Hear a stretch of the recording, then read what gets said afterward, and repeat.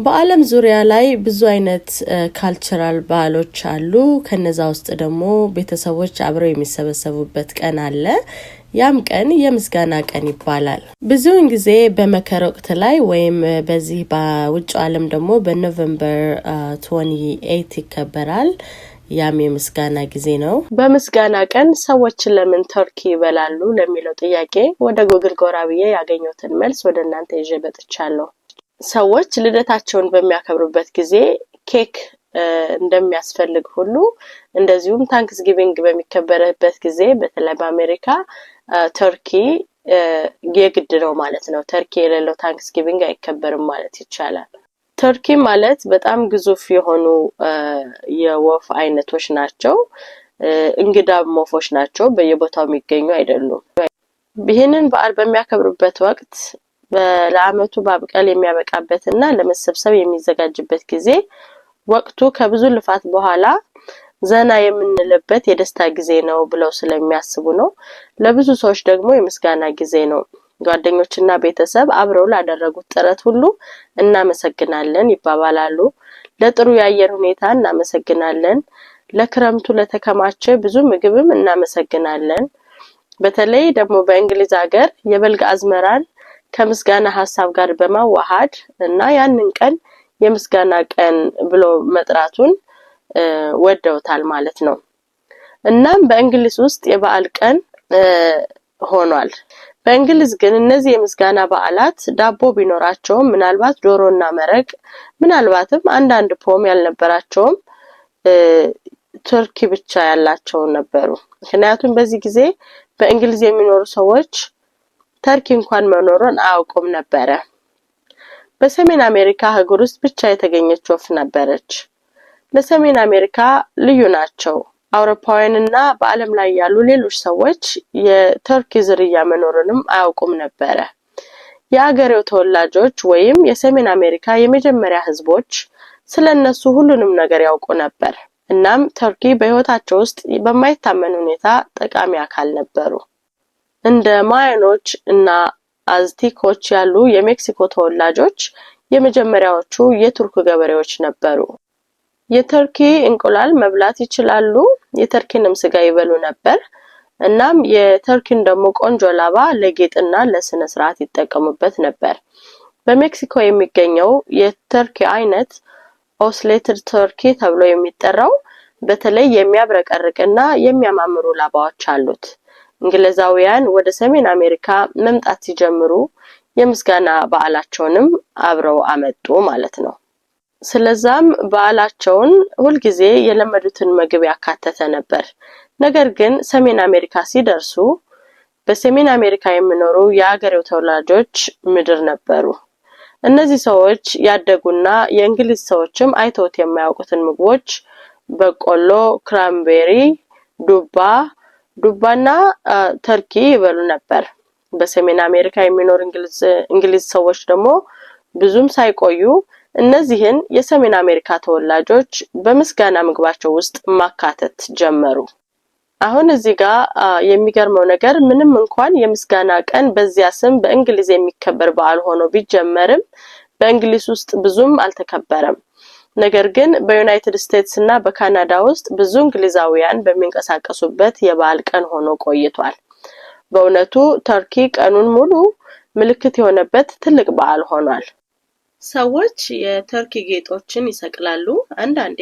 የቤት እንስሳዎችንም በተርኪ ልብስ ይለብሳሉ እናም የምስጋና ቀን ብለው የሰየሙት እንግሊዛውያን ቢሆኑም የተወሰኑ ሰዎችን ወይም ሀገርን ለማክበር የሚደረግ በዓል አይደለም ማንኛውም ሰው የምስጋና ቀንን ማክበር ይችላል ዛሬ በሰሜን አሜሪካ ለሚኖሩ ብዙ ሰዎች ይህ ከቅርብ ጓደኞቻችን ወይም ቤተሰብ ጋር የመሰብሰብና ከበዛበት ህይወታችን ጊዜ ወስደን ስላለን ነገር ሁሉ ለማመስገን የምንጠቀምበት በዓል ነው ከየትም ብትመጡና ምንም ብትበሉ ለዚህ የሳምንታት ጥያቄ ብቻ ነው መልካም የምስጋና ቀን ሃፒ ታንክስጊቪንግ ለመላው የምስጋና ቀን አክባሪዎች በሙሉ እንደሚታወቀው በአለም ዙሪያ ብዙ ካልቸራል የሆኑ በዓላቶች አሉ ከነዚህ ባህሎች ውስጥ ደግሞ አንዱና ዋነኛው የምስጋና ቀን ወይንም ታንክስጊቪንግ ይባላል። ውድ የመልካም ሰው ቤተሰቦች ባያላችሁበት የምድር ጫፍ በሙሉ እንኳን ለምስጋና ቀን አደረሳችሁ። ሃፒ ታንክስጊቪንግ። እንግዲህ በዓለም ዙሪያ ብዙ በዓላቶች አሉ እንዳልኳችሁ።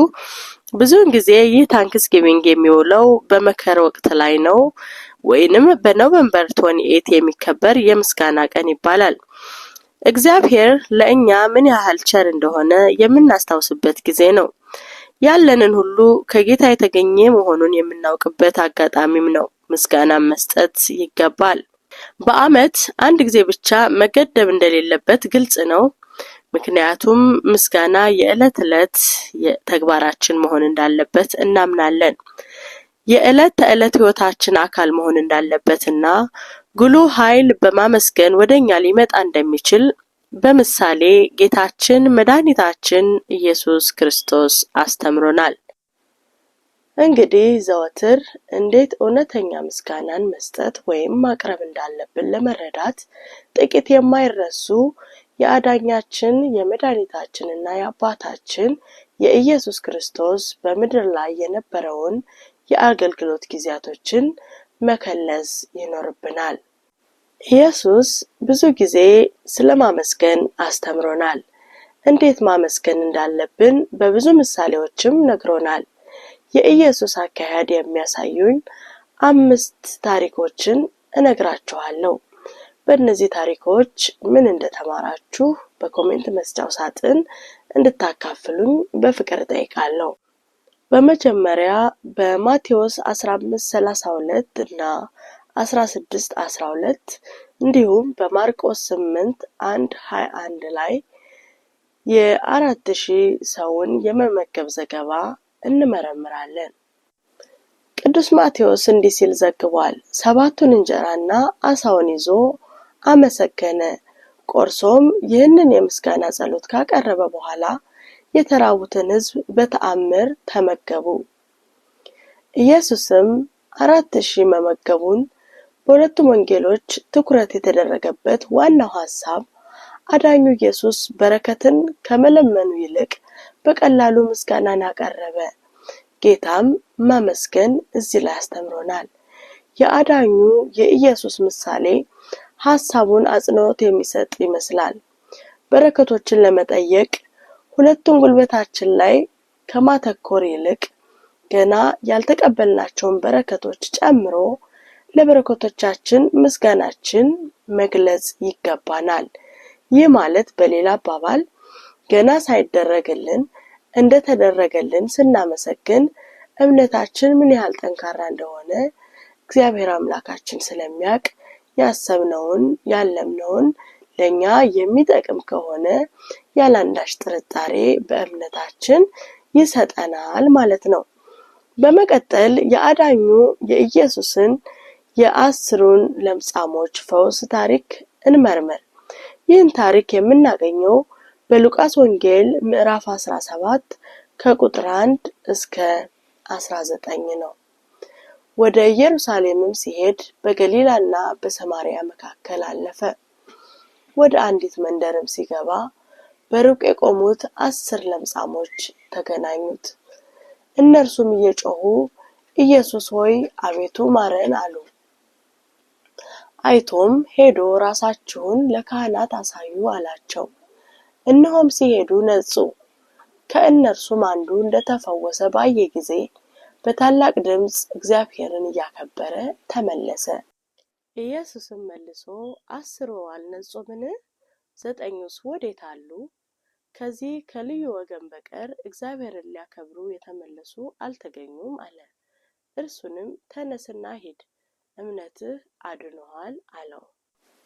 ተአምሩን የፈጸመው ኢየሱስ ለእርሱ ትሕትናን ስላላደረገ ወይም የአዳኙን መለኮታዊ ኃይል ባለማወቃቸው ሌሎችን እንደማይወቅሳቸው እናስተውል።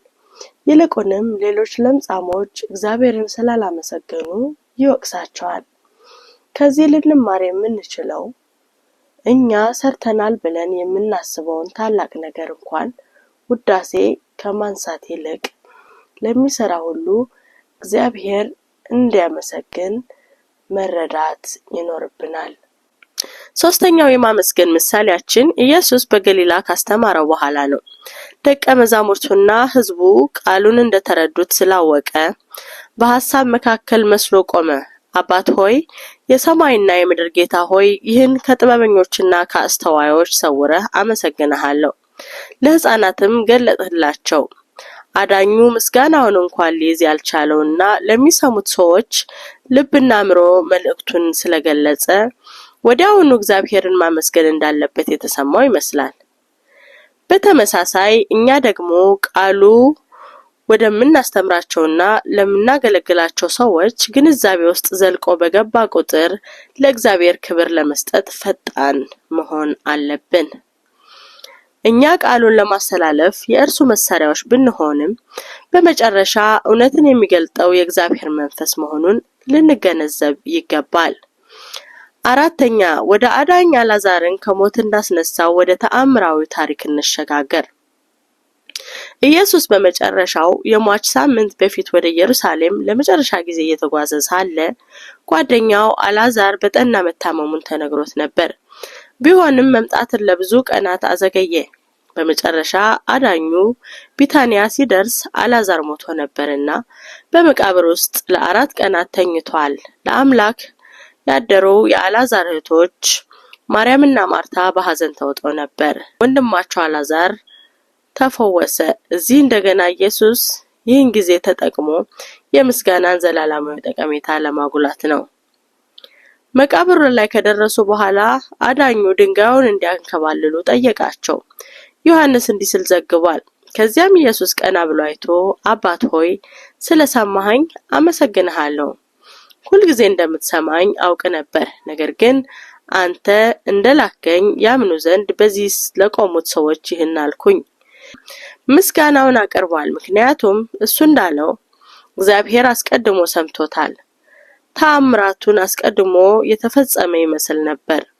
ጌታ አልዓዛር በእርግጥ እንደሚነሳ እርግጠኛ ነበር። የመጨረሻው ታሪክ የመጨረሻው 4 ነው። ኢየሱስ በድል ወደ ኢየሩሳሌም ከገባ ከጥቂት ቀናት በኋላ የፋሲካን በዓል ለማክበር ከደቀ መዛሙርቱ ጋር ተቀመጠ። እንደ ምግቡ አካል የሉቃስ ወንጌል እንዲህ ይላል። ጽዋውንም አንስቶ አመሰገነ፣ እንዲህም አለ፣ ይህን አንሱ፣ ለእናንተም ተካፈሉ። እንጀራም አንስቶ አመሰገነ፣ ቆርሶም ሰጣቸው።